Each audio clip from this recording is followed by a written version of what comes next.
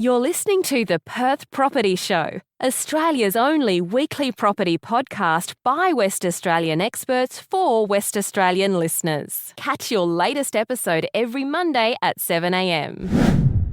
Good morning, everyone. Welcome to the Perth Property Show. My name's Trent Fleskens, your host as always, and I speak to you today with another record of stock on market being broken. I cannot believe we only have 2,820 properties on the market. We lost, I think, about 60 properties in the space of a week. And we're here to chat today with Rash Dhanjal from the agency, one of the most prolific real estate agents in WA.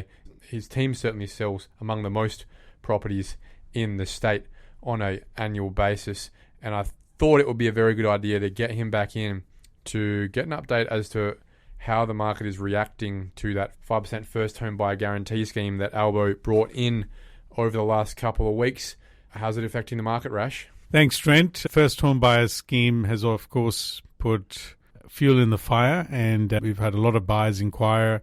Our inquiry rates significantly jumped by almost 50%. We were already busy prior to this scheme because we started to notice that the stock on market was starting to drop.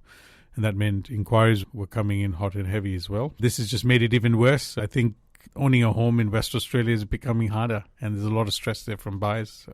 Yeah, and it's interesting to start to have a conversation in a way that I guess people in New South Wales had been living and realising their reality over the last decade, really. We're actually starting to get, I think, towards spaces where it's becoming less and less in reach for young people. I think for the first time, I'm actually starting to accept it from a numerical point of view, that it's becoming harder and harder for an average young person in their 20s to have been able to save enough for their deposit. And you think, Trent, that's weird because we just got the 5% deposit scheme come in. Doesn't that mean that anyone with even a really massive income, and we'll talk to that in a second, can go and buy a house with half the deposit they may have had planned for in the first place without paying LMI?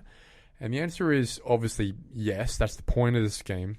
But it's what the scheme is clearly already doing straight away. We can see it, and it has happened in anticipation of the scheme starting, to that price point of whatever's left really under $800,000. And having a quick chat with Lockie Delahunty a couple of weeks ago about this, he was spot on with those thoughts that it's really just going to suck everything that's left from 600 grand up to 800 grand really quickly and price people out of the market. A lot of those people who were planning on buying something for 650, maybe even with the 5% deposit scheme that had the threshold still and was still underneath the old threshold, and now that's gone and prices have jumped straight away in those markets. You operate and your team operates a lot in that $600,000 to $800,000 space. What's been happening in the dynamics of the negotiation table from September the 1st to now? We've definitely noticed a lot more offers are coming on the table. So it's not unusual to have 10 plus offers on properties that are priced under 850. And how do you manage that as an agent? Who gets attention? Who ends up getting the purchase most of the time? Look, ultimately it's the seller's decision, and our job is to try and get as much money out of the market and put it on the table. So we've just had an example, a property in Dayton, 3x2 and 301 square meters. And we call that a unit, or is that a house? It's a house. It's a green title lot. And the house is nice as well, built by Home Group. And having approximately 53 groups through that property, straight away I was like, we're going to have double digits in offers. We ended up with 14 offers in play. And we've got the technology now to manage that. We've got bidding systems. We've got tech that can help manage that and communicate to buyers so they don't feel they're alienated. But the issue is you sell it to one person, you've got 13 others upset because we're driving the price north. How often is that a first home buyer that gets it at the moment? Oh, look, in this particular scenario, a very good example. The guy who bought it was an investor. So if you want to guess where his offer was $5,000 above the scheme. And he took it off the market. In terms of what we thought it was worth, it was in the high sevens. It ended up a little over 850. And he strategically did that right in the end, knowing that a lot of the buyers were first home buyers that are in that. And not only first home, but you think first home buyers are young people. There's a lot of people in different age groups that are buying a property for their first time as well. And we had a lot of offers between 8 to 850, which is what I'm finding now. You said it was high sevens. I thought we haven't seen a 3x2 on 300 square meters sell This in is the about mid-8s. a smaller house you can call a house, 300 square meter block. Yeah, it is small. And the point of this scheme is to make people buy properties, but there's no solution for supply. But the other issue as well is not everyone that's in the market can afford 850. So based on their serviceability, there's a lot there that tap out at 800, at 780, 790, that just feel like they're going to also be left behind because everything goes up. All the houses go up in the neighborhood. And suddenly no one will want 750 for that 3x2 on 300 square meters because we've just sold one in the mid-8s. Yeah, and you just priced out straight away from one data point. Everyone sees that Rash just sold this for 850 something, and now clearly mine, I thought it was 780. I want 850 something. I want 860 something. And there goes everyone within the scheme for any property in Dayton because you just sold the smallest house in Dayton for more than the scheme's threshold. And there goes Dayton. And we move to the next suburb up, Brabham, and see if we can sell something under 850 for that. And I think you'll just find that'll become the normal. That'll become the baseline around the 8 to 850 mark, which I wouldn't be surprised if any properties around the 300 square meters will just have a fixed rate around that because I can already see it based on the offers. Around Perth. Perth, yeah. Yeah, okay. So that's quite telling, isn't it? That whilst the first home buyer scheme has come in place to help first home buyers, it's really just, I think, a great example there where it's led an investor to use that signpost to price the whole first home buyer market out of those properties straight away. That's a little bit worrying to me, given the intent of the scheme was to help people. And what I nearly feel like is that there was a window there. If it is not closed already, it would be closed in the next few months, I believe, for a lot of properties in that price point to have been able to be purchased under that 800 to 850 range. But the irony of it was that the actual ability to buy it didn't open until the 1st of October. But we saw a 1.6% price growth in September. And not only that, it was supposed to come out end of Jan or something. Yeah, by people them would have been saving for that point. Yeah, by them bringing it forward, it reminded me of the building boost as well. And if we look at the behavior of buyers, the emotion in which people are calling in and having a chat on the phone, I need it now, that kind of indicates that the frenzy started. It reminded me of the land boost as well. And if you go into the land space as well, I'm afraid that this might cause other issues with the builders just signing up clients as well. And as human beings or business people, we just make the same mistakes on repeat because the government does the same thing. The snowball effect is the same. It's a ripple effect in businesses. That is the capitalist side. It has a nature of greed to it. And the reality, I believe, is that the 850 threshold essentially is just a yardstick to drag all house and land package values with the house bit and the land bit up to 850.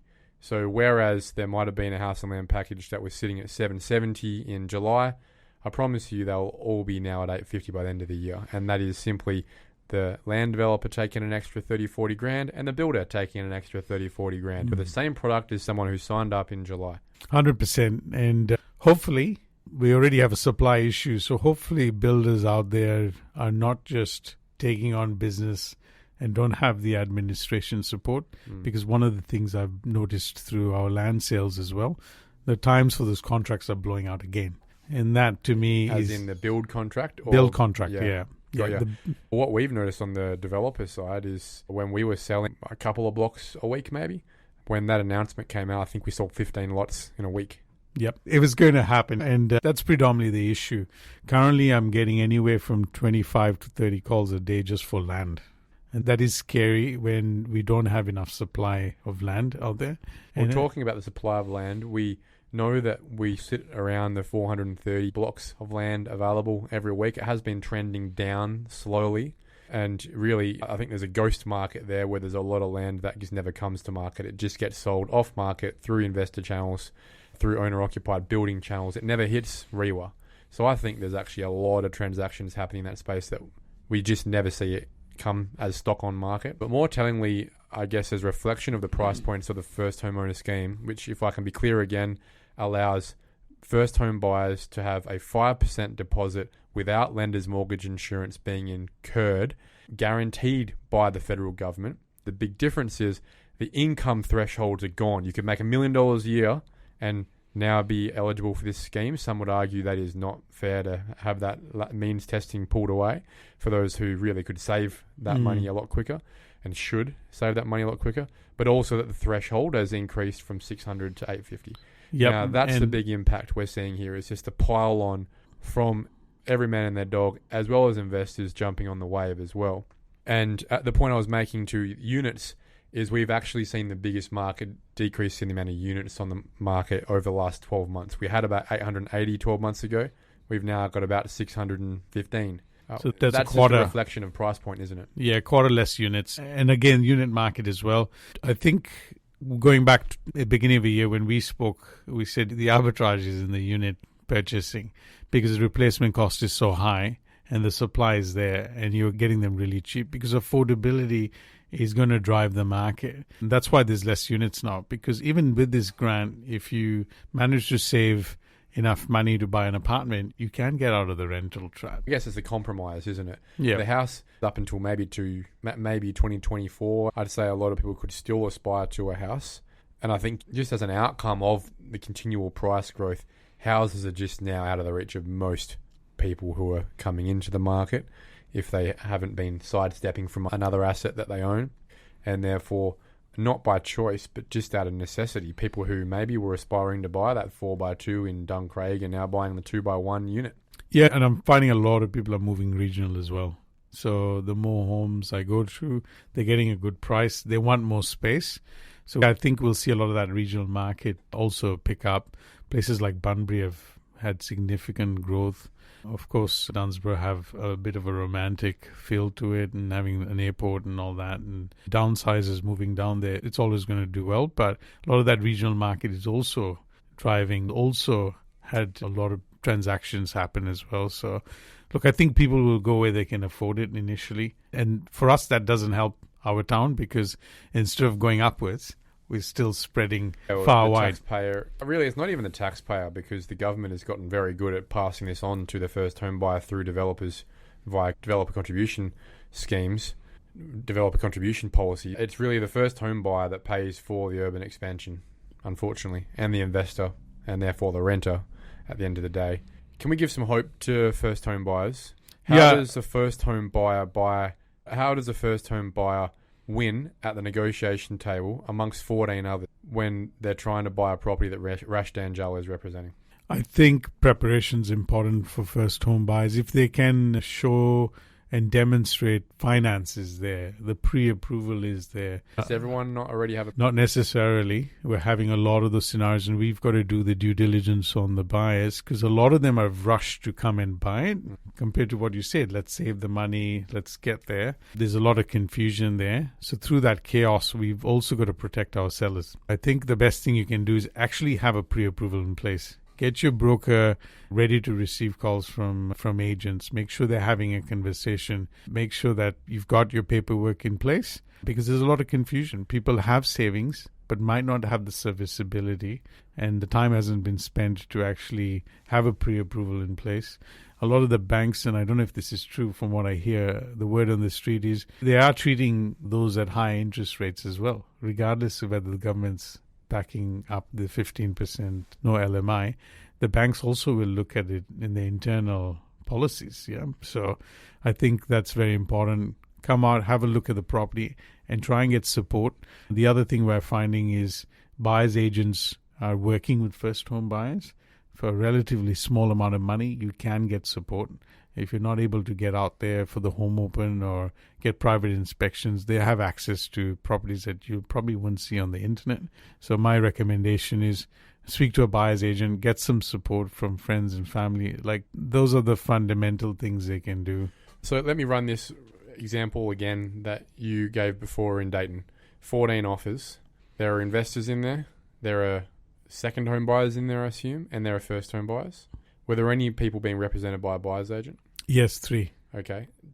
And they all lost the property? Yep. Yeah. All right. So we had people who were first home buyers as well. Were there people with pre-approvals? Yes, people with pre-approvals. People with also no pre-approval, they still lost to the investor.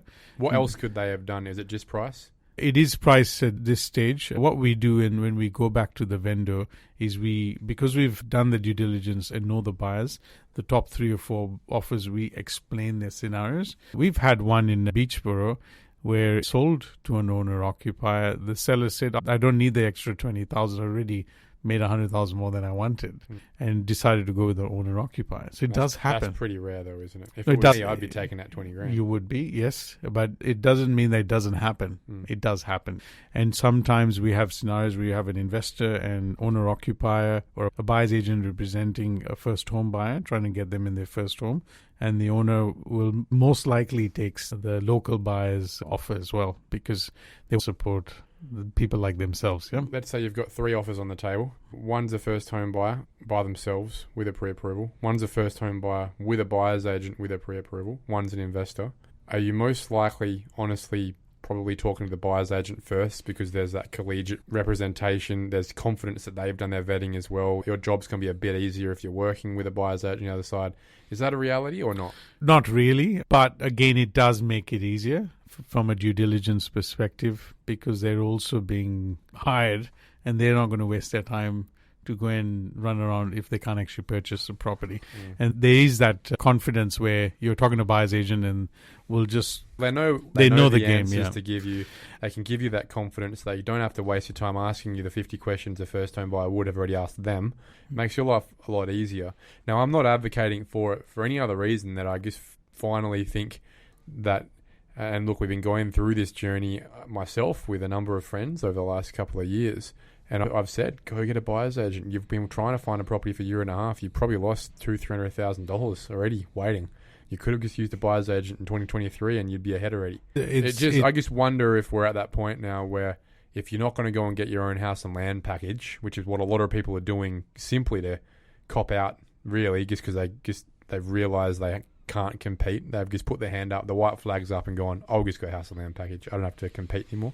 If you're not going to do that, then I just struggle to see how 25-year-old Johnny and Jane, who are renting at the moment, can compete with Dave, the investor who's 45 and has 5 properties, has done this 20 times and knows exactly what to do to get that property off you. Yeah, I think it is difficult. But if you can represent yourself or your story, a good agent will always go and talk to the seller and explain the buyers in the scenario.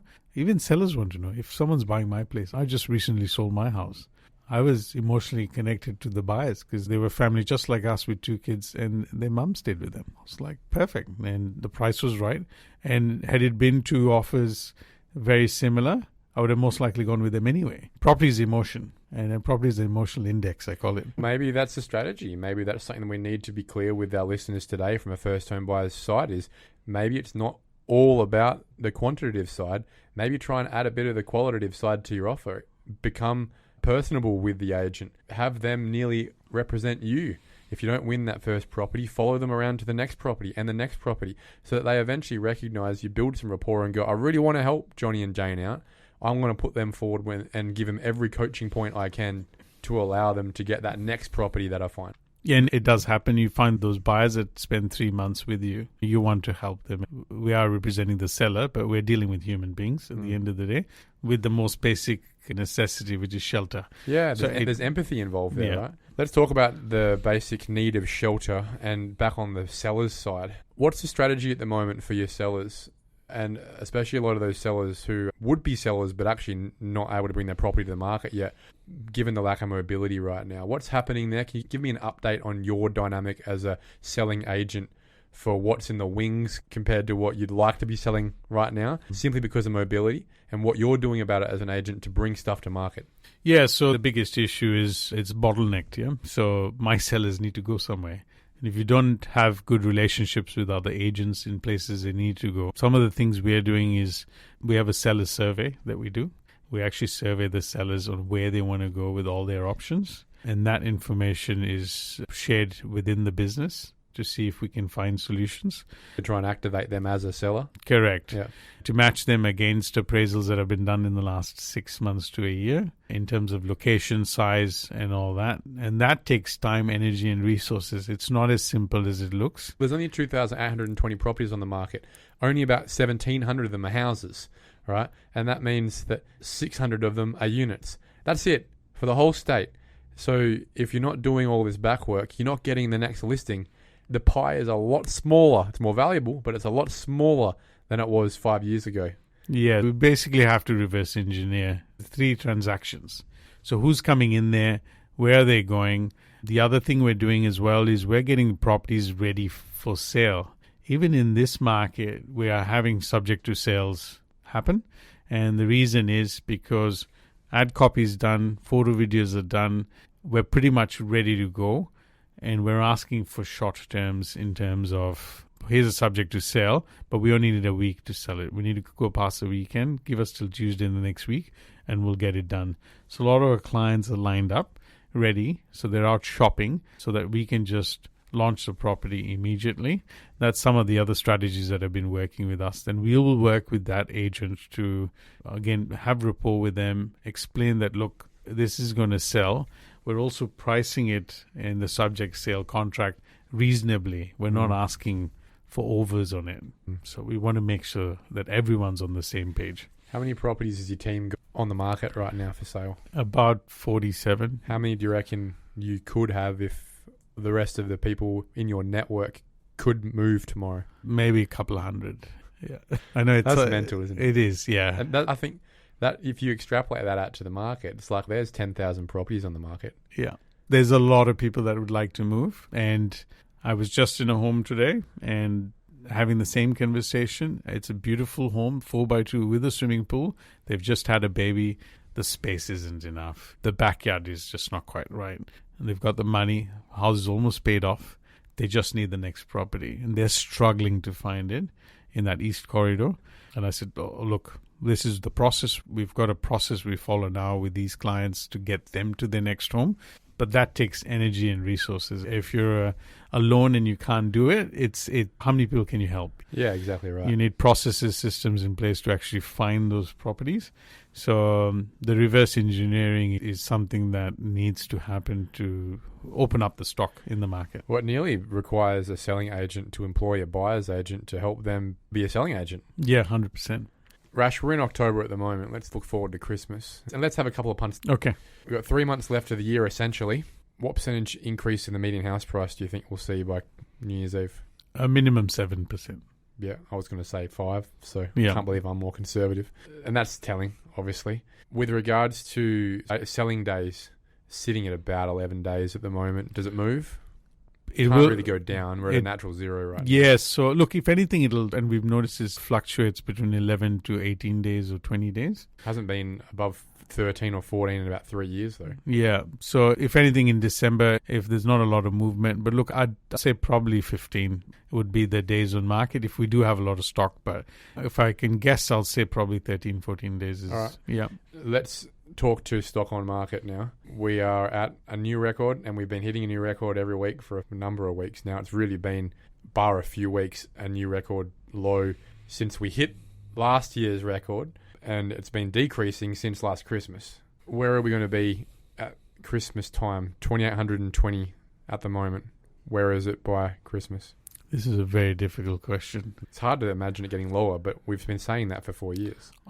My heart's telling me hopefully 3,500 properties. Yeah. Just because we do need the stock. But if nothing changes, we'll be in the low threes. Start of December, it was 5,500 last year. And that dropped below 5,000 by Christmas last year. The irony of all of this is we're supposed to be in spring selling season. Stock is supposed to be increasing naturally right now as people think it's a good time to get the roses out and get the signboard out saying it's time to sell. They want to move. People do things this time of year. They move. The irony is we're losing property every week since the 1st of September. We've been losing property every week in spring for the first time really ever. But I can't see it getting lower than 3,000 or 4,000. So where do I think it will be? I think we will be at 3,500 by the 1st of December and then back down to 3,000 by Christmas, which is just horrendous, mate. Mobility is absolutely the problem right now. This is probably the new normal. We said this last time, and okay, we saw a little bit more stock, but now 3,500 to 4,000 probably isn't a lot as well. Yeah, no, it's still a problem. 7,000 is not a lot, Rash. Yeah. We're so warped. We were sitting here 3 years ago with my head in my hands, going, "We just dropped below 8,000 over Christmas." Yep. And if you look at the last 10 years, because now it's 2025, and COVID was 5 years ago. And you look at 5 years prior to that, you look at the graph, it was fluctuating on that 12,000 average, and then it dips, and then it goes to 8,000, 9,000, and then it stays low. And there's this big telling sign of where the Perth market was with all that supply, and now with barely nothing left. Is that not just a direct correlation to immigration? Because at the same time, we went from having literally a handful of people enter our state net every year to 90,000, 80,000, 70,000, 70,000. We're building maximum 20,000 houses every year, which would service maximum 40,000 people each year. So really, we're building half the number of houses we needed this year. So why would there be anything less than what you would call natural zero stock on market? Selling a third of the stock on market every week. Why would there be more than that right now if we're going to keep importing that many people? Yeah, and that's true, because that doesn't help the scenario for sure, because we've had 75,000 more people last year, last 12 months. And this will continue being the issue unless we can come up with a creative way to add more supply, not just I think we're being optimistic, Rash. I don't think there's one out there. If there was, we would have figured it out. The only way you slow this down is you slow the people down. Yeah. That's it, because clearly we don't have a handle on who we're bringing in, because if we did, we would have actually been bringing people in that could build the houses they want to live in. So we're not doing that. So it's really a case of we're either all complicit in, we're importing 70, 80,000 people a year, and we're all going to watch our house prices grow and our kids struggle to buy into the market unless they can use our equity for guarantees. If that's cool, let's all agree to just do that, and we'll shut the podcast down and we'll crack on. Yeah. Or something's done about that, but I just don't see that happening with this government. I don't think it'll happen in the next 2 to 5 years as well. This will just be... This government will be in for 2 to 5 years. Yes, and nothing will change, and we'll just keep having this conversation. And by chucking in the first home buyers scheme, it doesn't solve a supply issue. No. So hang on, what are we doing here? Oh, we're making property more accessible. No, we're actually... blowing it up. We're making it worse. And to be honest, I would also, as a business owner, love a steady business, because what happens in a steady business, we can plan for it. We can plan for our future. By having these crazy events happen, it's just not smart. It's not smart by the government. It's not smart for the community. It's just going to cause more housing issues, have people sleeping in cars. I always picture Perth as this beautiful place. I'm driving on Reed Highway on one of the freeways, Oro Highway, and it's clean and everything's nice. And then I picture people underneath the bridges with their little fire and tents. Because, hang on, we were known for being this place where it was chilled, relaxed. Everyone had a place to be. Everyone had a place to be. It was home. So it's sad to see the stuff that's happening with the people sleeping in cars and parks. It's just not fair.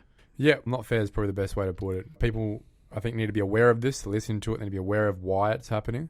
If the government was going to do anything, for me, on the demand side, it would have been cut stamp duty for first-home buyers completely. That's 5%. It's the same 5% that you've just made them not pay, but at least now it's not a tax. They can keep that money in their pocket. That would have been a lot easier for me to handle if there was going to be a demand-side incentive to assist first-home buyers into the market. But the other one as well is similar to that, is the retired folk that want to move to the next property. Yeah, so they can't because they don't have the income, they don't have the ability to do that. The stamp duty really hurts them because unless they get out of their properties, it doesn't open it up for first home buyers as well. Yep, and if I was a Liberal government, that's what I'd be talking about. My policy for the next election would be free stamp duty for first home buyers and free stamp duty for last house downsizes. You'd capture it. A lot of young people who are just looking for a way in, and a lot of older people that you've disenfranchised over the last few years. That's my last thought.